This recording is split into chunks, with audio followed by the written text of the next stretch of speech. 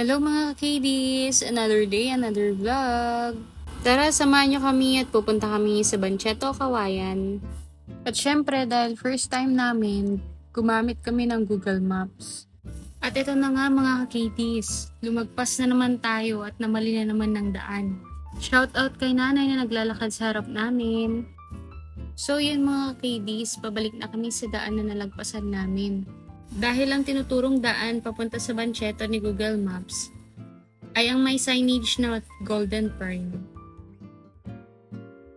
At habang tinatahak namin tong madilim na daanan, napansin namin na wala man lang sasakyan na dumadaan.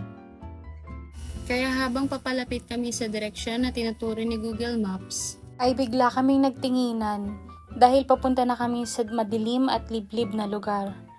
Pero huwag kayong mag-alala mga kakidis.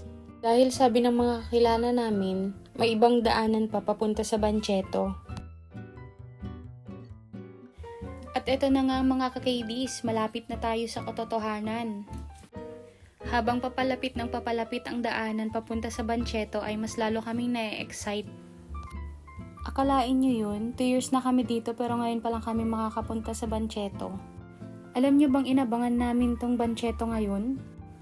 Dahil balita namin may mga masasarap na pagkain dito. At ito pala ang peryahan ng Kawayan. Isa din pala kung bakit kami naparito dahil meron daw Battle of the Band. So ito na nga, nandito na tayo sa Bancheto, Kawayan. Happy Kawayan Festival!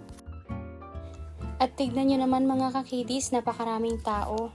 Pagpasok nyo pa lang mga kakidis, meron ng mga iba't ibang stall. Meron dito nagbebenta ng shawarma, beef pares, mga street foods, sisig, at iba pa. Kaya sa dami talaga ng nagbebenta ng pagkain, hindi mo alam kung anong pipiliin mo. Pero syempre kami, bago kami pumunta dito ay nakapag-decide na kami. At ito ang aming kakainin, ang Hong Kong fried noodles ng Kali Asia. Shoutout po pala sa chef ng Kali Asia. Sir Ace Genesis, is that you? Lah, sino yan? Ang taba naman yan. Hindi na naman makapaghintay. Happy yarn sis? Kaya nga pala mga kakidis, meron palang mga iba't ibang sauce tulad ng teriyaki, peanut, sweet and spicy, at iba pa. Hindi lang pala Hong Kong fried noodles ang benta nila ma'am. Meron sila ditong soft drinks, fish cake, at corn dog.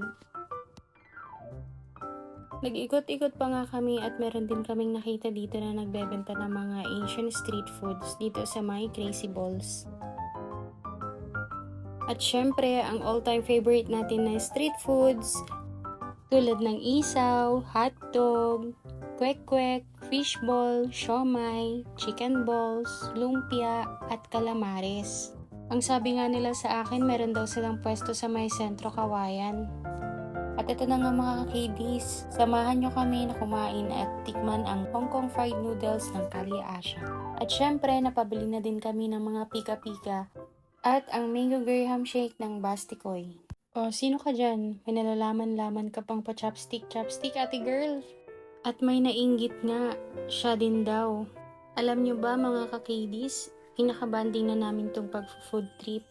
Bukod sa happy na kaming magkasama, nabubusog pa. Sa mga oras na to mga kakidis ay magsisimula na ang Battle of the Buns.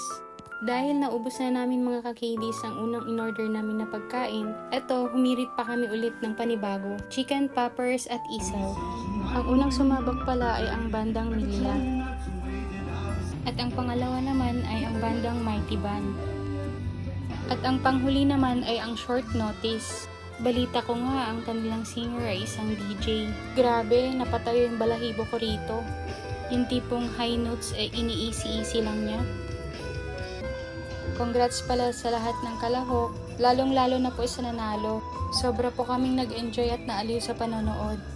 At dahil tapos na kami manood ng Battle of the Bands and busog na din kami mga kakidis, it's uwian time! Maraming salamat po sa panonood. Kami nga po pala ang Kian Delta. Hanggang sa muli. Bye!